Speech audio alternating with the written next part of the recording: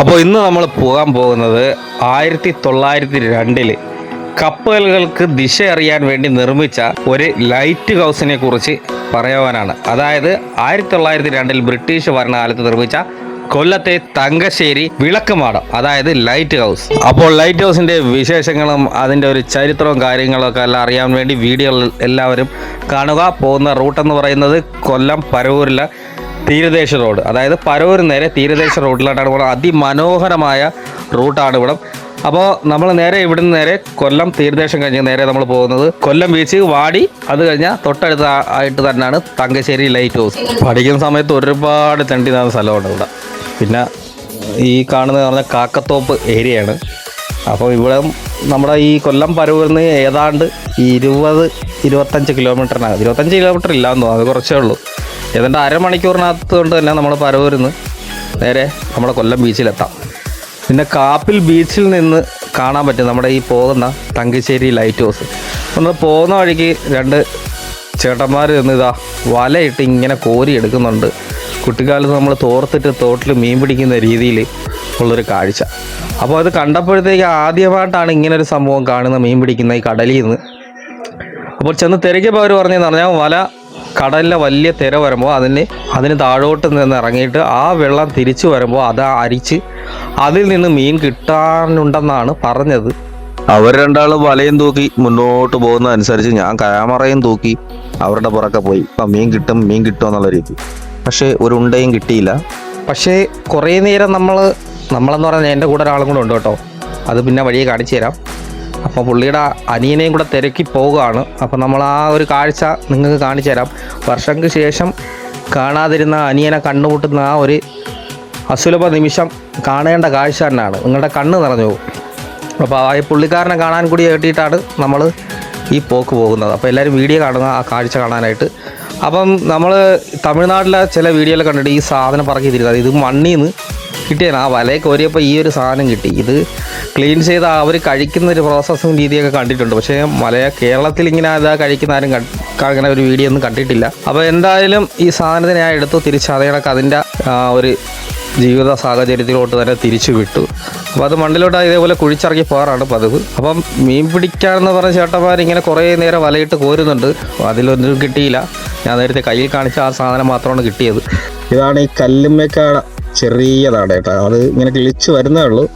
ഇവിടെയൊക്കെ ഒരുപാട് കിട്ടുമായിരുന്നു. കൻ്റെയൊക്കെ ഒരു 6-7 വർഷം മുമ്പേ നമ്മൾ ബാച്ചുമായിട്ടൊക്കെ വന്ന്, അതായത് ഇവിടെ ചില്ലക്കൽ എന്ന് പറയുന്നൊരു ബീച്ചിൻ്റെ ഏരിയ ഉണ്ട്. അവിടെ മത്സ്യബന്ധനമൊക്കെ നടത്തുന്ന ടീമുണ്ട്. അപ്പോൾ അവിടെ നമ്മളെ കൂട്ടുകാരുണ്ട്. അപ്പോൾ അവന്മാരുമായിട്ട് വന്ന് ഇവിടെ നിന്ന് അവർ കത്താളും കൊണ്ടുവച്ച് ഇവിടെ നിന്ന് വെട്ടിയെടുക്കും. കത്താള് ഉളിയൊക്കെ വെച്ച്, കത്താളെന്ന് പറഞ്ഞാൽ വെട്ടുകത്തീനെയാണ് നമ്മൾ പറയുന്നത്. കൊല്ലം ഭാഗത്തൊക്കെ നമ്മൾ ഈ വെട്ടുകത്തീനെ കത്താളെന്ന് പറയാറുണ്ട് കേട്ടോ. അങ്ങനെ അതൊക്കെ വെച്ച് ഉപയോഗിച്ച് ജാക്ക് കണക്കിനൊക്കെ എടുത്തുകൊണ്ട് പോയൊരു ടൈം ഉണ്ടായിരുന്നു, അത് ടീമായിട്ടിരുന്ന് കഴിക്കാനൊക്കെ. ഇപ്പം അതൊന്നും ആരും പോകാറില്ല. അവിടെ കുറേയൊക്കെ വലുതായി പോകാറാണ് പതിവ്. എൻ്റെ കൂടെ ചേട്ടനാണ് അവരിന്ന് അതിനെ തട്ടി കളിക്കുന്നത്. സംഭവം മണ്ണില് വെള്ളം ഇങ്ങനെ ഈർപ്പം വരാൻ നേരത്ത് അത് ഇങ്ങനെ കയ്യോ അല്ലെങ്കിൽ നമ്മുടെ ഫാനിൻ്റെ ആ ഒരു ഇതുണ്ടല്ലോ, ടേബിൾ ഫാൻ, ആ ഒരു സാധനം വെച്ച് കോരുകയാണെങ്കിൽ ഒരുപാട് കിട്ടും. അപ്പോൾ നമ്മൾ അവിടെ നിന്ന് അതൊക്കെ കളഞ്ഞിട്ട് നേരെ കൊല്ലം ബീച്ചിൻ്റെ ആ ഭാഗത്തോട്ട് വന്നു. നമ്മുടെ കൊല്ലം ബീച്ചിൻ്റെ പ്രകൃതി സൗന്ദര്യമായ നമ്മളെ ചേച്ചി ഒറ്റയ്ക്കാണ്. കാരണം പാർക്കിൻ്റെ കാര്യങ്ങളൊക്കെ മൊത്തത്തിൽ ക്ലോസ് ചെയ്തിട്ട് ആകെ നശിച്ച് കിടക്കുകയാണ്. പക്ഷെ ആരെങ്കിലും കോൺട്രാക്റ്റ് ഒക്കെ എടുത്ത് അത് വൃത്തിയായി അത് ഇടവാങ്ങി നല്ലൊരു ഭംഗിയേറുന്നൊരു പ്രദേശമാണ് അവിടെ. നമ്മുടെ കൊല്ലം ബീച്ചിൻ്റെ പ്രത്യേകത എന്ന് പറഞ്ഞാൽ തിര വലിയ രീതിയിലുള്ള തിരയാണ്. മുമ്പ് ഈ കൊല്ലം പാർക്കിനകത്ത് മാനുണ്ടായിരുന്നു എന്ന് കേട്ടൊരറിവുണ്ടായിരുന്നു. കണ്ടിട്ടില്ല, കേട്ടുള്ള അറിവാണ്. അങ്ങനെ ഉണ്ടോ ഇല്ലേ എന്നുള്ള കാര്യം അറിയാവുന്നവരൊന്ന് കമന്റ് ചെയ്തേക്കണേ. ഈ കാണുന്നത് നമുക്ക് നല്ല മത്സ്യങ്ങൾ കിട്ടുന്ന നമ്മുടെ സ്പോട്ടായ കൊല്ലം വാടിയിലാണ്. അപ്പോൾ ഇവിടെ ഏറ്റവും കൂടുതൽ ഇപ്പോൾ നമ്മളെ കൊല്ലക്കാരിൽ നിന്ന് കൂടുതൽ വരുന്നതെന്ന് എനിക്ക് തോന്നുന്നത് പത്തനംതിട്ടയും കോട്ടയം, ഇടുക്കി ആ ഭാഗത്തു നിന്നൊക്കെയാണെന്ന് തോന്നുന്നു. കാരണം ഒരുപാട് പേര് വന്ന് ഇവിടുന്ന് വണ്ടിയിൽ വന്നൊരു ട്രിപ്പും ആവും. പോകാൻ നേരം നല്ല രീതിക്ക് ഐസൊക്കെ സെറ്റ് ചെയ്ത് ഇവിടുന്ന് തന്നെ അവർ പാക്ക് ചെയ്ത് കൊടുക്കും മീനൊക്കെ കൊണ്ടുപോകാനായിട്ട്. അപ്പം നല്ല കിടിലൊരു സ്പോട്ടാണ്. ഇതിൻ്റെ തൊട്ടടുത്തൊരു ചെറിയൊരു ഹാർബറിൻ്റെ രീതിയൊക്കെ ഉണ്ട്. അത് പുരോഗമിച്ച് വരുന്നതേ ഉള്ളൂ. അതേപോലെ തന്നെ ഹാർബറിൽ നിന്ന് നമുക്ക് നേരിട്ട് പോയി ലേലം ചെയ്ത് മീൻ എടുക്കുകയും ചെയ്യാം. അത് ചെറിയ രീതിയിലും വലിയ തോതിലും എടുക്കുന്ന രീതിയിലുണ്ട്. അപ്പം ചെറുതായിട്ട് എടുക്കുന്ന തോന വേണമെന്നുണ്ടെങ്കിൽ നമുക്ക് 3-4 പേര് ചേർന്നെടുക്കാം. അപ്പം നമ്മൾ ഈ ഹാർബറിനകത്തോട്ട് വേണം കവാടമാണ് ഈ കാണുന്നത്. പിന്നെ ആ പുറത്ത് കുറേ അമ്മച്ചിമാർ ഇവിടുന്ന് മീൻ എടുത്തിട്ട് പുറത്തിട്ട് കച്ചവടം ചെയ്യുന്ന രീതികളുമുണ്ട്. അതല്ലാതെ വലിയ രീതിയിൽ കടകൾ വെച്ച് അവർ കട്ടിങ് എല്ലാം കൂടെ ആക്കി ചെയ്ത് കൊടുക്കുന്ന രീതിയാണ്. പിന്നെ അല്ലാതെ നമ്മൾ മീൻ മേടിച്ച് കട്ട് ചെയ്ത് കൊണ്ടുപോകണമെങ്കിൽ അവിടെ കട്ടിങ്ങിന് ഇത്ര രൂപ കൊടുത്ത് നമുക്ക് കട്ട് ചെയ്ത് ക്ലീൻ ചെയ്ത് കൊണ്ടുപോകുന്ന രീതിയാണ്. ക്ലീൻ ചെയ്ത് വാഷ് ചെയ്യത്തില്ല, കട്ട് ചെയ്തവർ ഒരു കവറിലാക്കി പാക്ക് ചെയ്ത് തരും, അത്രേ ഉള്ളൂ. അപ്പോൾ പഴയ ബ്രിട്ടീഷുകാരുടെ കാലഘട്ടത്തിലുണ്ടായിരുന്ന ആംഗ്ലോ ഇന്ത്യൻസ്, അതായത് ആ ഒരു കാലഘട്ടത്തിൽ ബ്രിട്ടീഷുകാരും ഇവിടുത്തുകാരും വിവാഹം കഴിച്ചു. അപ്പോൾ ആ ഒരു രീതിയിലുള്ളവരാണ് ആംഗ്ലോ ഇന്ത്യൻസ് എന്ന് പറഞ്ഞാൽ. അവരെ ചട്ടക്കാരെന്ന് ഈ പ്രദേശത്തുകാരെ അറിയപ്പെടും. അപ്പോൾ അതിൻ്റെ കുറേ ഭാഗങ്ങളൊക്കെ ഇപ്പോഴും ആ ഒരു തങ്കശ്ശേരി ഭാഗത്ത് കാണാൻ പറ്റും. ഞാൻ കൊല്ലത്ത് ഏവിയേഷൻ പഠിക്കാൻ പോയിട്ടുണ്ട്, ഡിപ്ലോമ എടുത്ത്. അപ്പോൾ ആ സമയത്ത് ഒരു കുട്ടി അവിടെ ഉണ്ടായിരുന്നു. അപ്പോൾ അതും അവരുടെ നല്ല രീതിക്ക് മലയാളമൊക്കെ പറയും. അപ്പോൾ അവർ വീട്ടിൽ മാത്രമുള്ള ഇംഗ്ലീഷും മലയാളം മിക്സ് ചെയ്ത് സംസാരിക്കുന്ന ഡ്രസ്സിന്റെ രീതിയൊക്കെ വേറെ രീതിയായിട്ടുള്ളത്. അപ്പോൾ നമ്മൾ ആ ലൈറ്റ് ഹൗസ് എത്തി. അപ്പോൾ ലൈറ്റ് ഹൗസിൻ്റെ ആ ഒരു ടൈമും കാര്യങ്ങളൊക്കെയാണ് ഈ കൊടുത്തിരിക്കുന്നത്, അതിൻ്റെ ചാർജ്. അപ്പോൾ നമ്മുടെ ടിക്കറ്റ് എടുക്കുന്ന കൗണ്ടറാണ്. അഡൾട്ട് 20-ൻ്റെ, ഒരു ചിൽഡ്രൻ 10-ൻ്റെ, 10-ൻ്റെ ഒരെണ്ണം, ഒരു 20-ൻ്റെ. ചേച്ചി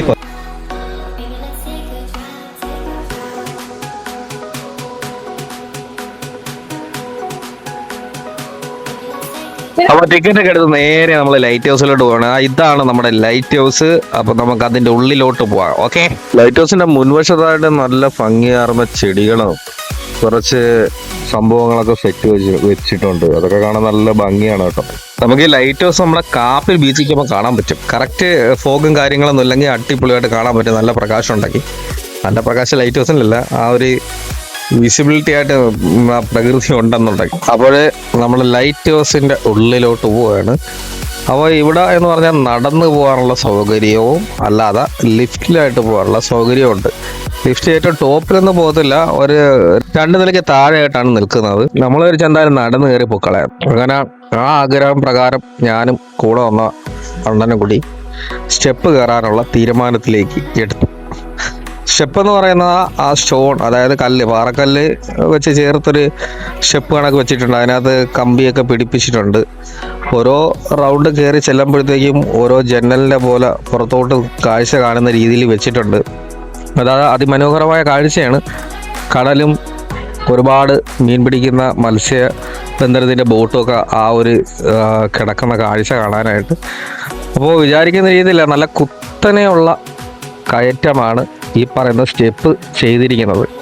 ഏറ്റവും മുകളിലോട്ട് എത്തിച്ചേരുമ്പോഴത്തേക്കും നമ്മൾ വളരെ നല്ല ഉയരത്തിലോട്ട് നല്ല രീതിയിൽ കുത്തനെ ഇരിക്കുന്ന രീതിയിൽ പിടിച്ച് കയറി പോകേണ്ടി വരും. അപ്പോൾ നമുക്ക് ഇതിൻ്റെ ഇടയ്ക്ക് ജനൽ വെച്ചിട്ടുണ്ട്. അപ്പോൾ അതിലേക്കൂടെയുള്ള കാഴ്ചയാണ് കാണുന്നത്. അപ്പോൾ ഈ ജനലിൻ്റെ അവിടെ അത് ഗ്ലാസ്സാണ്. അത് നമുക്ക് അതിനകപ്പുറത്തോട്ട് കൈയിട്ട് വീടിയെടുക്കാനോ അതിനകത്ത് ഇറങ്ങി പോകാനുള്ള ടെൻഡൻസി ഉള്ള ആരെങ്കിലും വന്നാൽ അതുകൊണ്ടായിരിക്കും അങ്ങനെ ലോക്ക് ചെയ്ത് വെച്ചിരിക്കുന്നത്. അപ്പോൾ ഇതൊരു മ്യൂസിയം ആണ്. ഇതിൻ്റെ അകത്ത് പഴയകാല ബ്രിട്ടീഷുകാർ ഉപയോഗിച്ചിരുന്ന ഓരോ വസ്തുക്കളുമാണ് ഈ സൂക്ഷിച്ച് വെച്ചിരിക്കുന്നത്. ഇവിടെ പോയാൽ നമുക്കത് നേരിട്ട് കാണാൻ സാധിക്കുന്നതായിരിക്കും. ഓരോ കാര്യങ്ങളും അവർ അതേതായിട്ട് രീതിയിൽ വെച്ചിട്ടുണ്ട്. അന്ന് ഉപയോഗിച്ചിരുന്ന ഉപകരണങ്ങൾ ഓരോന്നും, ബൈനോക്കുലർ ആയാലും അല്ലാതെ അന്നത്തെ ഒരു ടോർച്ച് പോലത്തെ ലൈറ്റ് അടിക്കുന്ന സംഭവങ്ങൾ, അങ്ങനെയൊക്കെയുള്ള ഒരുപാട് സാധനങ്ങൾ. പക്ഷെ അത് ഗ്ലാസ്സിനകത്താണ്, നമുക്കതിനകത്ത് സ്പർശിക്കാനൊന്നുള്ള അനുവാദമില്ല. അപ്പോൾ അന്നത്തെ കാലത്ത് ആ ഒരു ജനലിൻ്റെ ഒരു സെറ്റപ്പ് കണ്ട. അപ്പോൾ ആ ഒരു ഇതിൻ്റെ ലോക്കും കാര്യങ്ങളാണ്. ഇത് അവിടെ എവിടെയൊക്കെ പിടിച്ച് കറക്കിയൊക്കെ നോക്കി, പക്ഷെ ഇത് ഇളകുന്നില്ല. ഇതെന്തോ ചെയ്ത് വെച്ചേക്കുന്ന അറിയില്ല. ഇനി ആണി അടിച്ച് വെച്ചേക്കുന്ന അത് ആ ലോക്ക് ഇളക്കാൻ അറിയാൻ പറ്റാത്തതുകൊണ്ടാണെന്നൊന്നും അറിയാൻ വയ്യ. ഞാൻ കുറേ ട്രൈ ചെയ്ത് സംഭവം നടക്കാത്തതുകൊണ്ട് വിട്ട്. അതുമല്ല, അത് സേഫ്റ്റിയുടെ കാര്യമായിട്ട് അവരെന്തെങ്കിലും ചെയ്ത് വെച്ചേക്കുന്നതായിരിക്കാം. പിന്നെ ഈ കാണുന്നതാണ് മറ്റേ ലൈറ്റിൻ്റെ കുറേ കാര്യങ്ങൾ, അതിൻ്റെ ലൈറ്റ് ഹൗസിൻ്റെ. അപ്പോൾ ഇനി കയറി പോകുന്ന പടി ഒരുപാട് കുത്തനെയാണ്. അപ്പോൾ നമ്മൾ സൂക്ഷിച്ച് കയറി പോകണം. ഞാൻ ക്യാമറ പിടിക്കും. അപ്പോൾ നമ്മൾ ഈ കമ്പിയുടെ ഒരു പിടിക്കാനുള്ള അതിൻ്റെ വളവ് കണ്ടാൽ തന്നെ അറിയാമോ എത്രത്തോളം കുത്തനെയാണ് കയറി പോകുന്നതെന്ന്. അപ്പോൾ ഈ സ്റ്റെപ്പ് കയറി മുകളിൽ ചെല്ലുന്ന ഭാഗമാണ് ലൈറ്റ് ഹൗസിലെ ലൈറ്റിൻ്റെ ആ ഒരു പ്രവർത്തനത്തിന് വേണ്ടി ഉപയോഗിക്കുന്ന ഉപകരണങ്ങൾ ഇരിക്കുന്ന ആ ഒരു സ്ഥലം. അപ്പോൾ അവിടെ ഒരു ഡ്യൂട്ടിക്കായിട്ട് ഒരാൾ അവിടെ ഉണ്ട്. അപ്പോൾ നമ്മൾ അവിടെ അധികം നേരം നിൽക്കാൻ പറ്റില്ല. അപ്പോൾ ഈ ഡോറ് തുറന്ന് പുറത്തോട്ട് ഇറങ്ങിക്കഴിഞ്ഞാൽ നമ്മുടെ കൊല്ലത്തിൻ്റെ സൗന്ദര്യമാർന്ന വിവിധ പ്രദേശങ്ങളും കാണാം. അതിമനോഹരമാണ് ഇവിടുന്ന് ഈ തുറന്ന് കാണുന്ന ആ ഒരു കാഴ്ചയെന്ന്. അപ്പോൾ തങ്കശ്ശേരി ലൈറ്റ് ഹൗസിനെ കുറിച്ച് പറയുകയാണെങ്കിൽ കൊല്ലം ജില്ലയിലെ തങ്കശ്ശേരി ഗ്രാമത്തിൽ സ്ഥിതി ചെയ്യുന്ന വിളക്കുമാടമാണ് തങ്കശ്ശേരി ലൈറ്റ് ഹൗസ്. 144 അടി ഉയരമുള്ള ഈ വിളക്കുമാടം കേരളത്തിലെ ഏറ്റവും ഉയരമുള്ള വിളക്കുമാടമാണ്.